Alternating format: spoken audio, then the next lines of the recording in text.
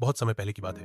एक छोटे से गांव में नन्हा राजू अपनी दादी के साथ रहता था। राजू को हर रात चांद देखने का बहुत शौक था। वह अपनी दादी से रोज पूछता, दादी वो चांद में कौन रहता है? दादी हंसकर कहती, बेटा वहां चंदा मामा रहते हैं जो हमें हर रात देखने आते हैं। राजू की आंखों में चमक आ जाती। वह सोचने लगता कि चंदा मामा कैसे दिखते होंगे। क्या वो भी हमारी तरह कपड़े पहनते हैं? क्या वो अकेले रहते हैं या उनके पास भी दोस्त हैं? एक दिन दादी ने कहा, राजू अगर तुम सच्चे मन से प्रार्थना करोगे तो चंदा मामा तुम्हें सपने में जरूर मिलेंगे। राजू ने उसी रात मन लगाकर प्रार्थना की, हे चंदा मामा मुझे अपने पास बुलाओ। रात में जैसे ही राजू सोया उसने सपना देखा। उसमें एक सीढ़ी थी जो आसमान तक जा रही थी और राजू धीरे धीरे उन सीढ़ियों पर चढ़ने लगा। ऊपर पहुंचते ही उसने देखा सामने गोल मटोल मुस्कुराते हुए चंदा मामा खड़े हैं। उनके चेहरे पर हल्की सी चमक थी जैसे मोती की चमक हो और उन्होंने सफेद धोती पहन रखी थी। राजू घबराया पर चंदा मामा ने प्यार से कहा, डर मत बेटा, मैं तुम्हें अपना घर दिखाऊंगा। राजू ने चारों तरफ देखा तो चांद की जमीन बिल्कुल दूध जैसी सफेद थी और वहां चमचमाते पत्थर बिखरे थे।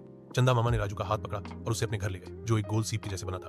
वहां ढेर सारी टिमटिमाती रोशनी थी और चंदा मामा के कई दोस्त भी रहते थे, तारों की तरह झिलमिलाते बच्चे जो चांद पर खेलते रहते। राजू ने देखा कि चंदा मामा हर रोज रात में धरती को देखने आते थे ताकि बच्चों को डर न लगे और उन्हें रोशनी मिलती रहे। राजू बोला, चंदा मामा आप हमें इतना प्यार क्यों देते हैं? चंदा मामा ने मुस्कुराकर कहा, क्योंकि हर बच्चा मेरे लिए खास है।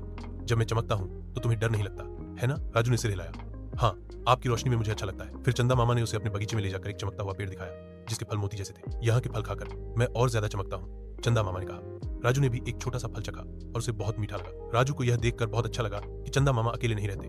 उनके आस पास ढेर सारे दोस्त थे और वे सब मिलकर खिलखिलाते गाते और नाचते रहते। थोड़ी देर बाद चंदा मामा ने कहा, अब तुम्हें वापस जाना होगा राजू, तुम्हारी दादी तुम्हारा इंतजार कर रही होंगी। राजू को थोड़ी उदासी हुई लेकिन चंदा मामा ने उसे एक छोटा सा चमकदार पत्थर दिया और बोले, जब भी मुझे याद करो यह पत्थर तुम्हें मेरी रोशनी याद दिलाएगा। राजू ने वह पत्थर जेब में रखा और धीरे धीरे सीढ़ियों से वापस नीचे उतर आया। जैसे ही उसकी आंख खुली वह अपने बिस्तर पर था।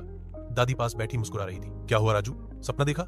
राजू ने खुशी खुशी सब कुछ बता दिया। चंदा मामा का घर, उनके दोस्त, वो मीठे फल और रोशनी वाला पत्थर। दादी ने प्यार से कहा, देखा सच्चे मन से जो मांगा जाए वो सपना बनकर भी पूरा हो सकता है। राजू ने अपनी जेब में हाथ डाला तो उसे सच में वही चमकता हुआ पत्थर मिला। उसकी आंखें चमक उठी।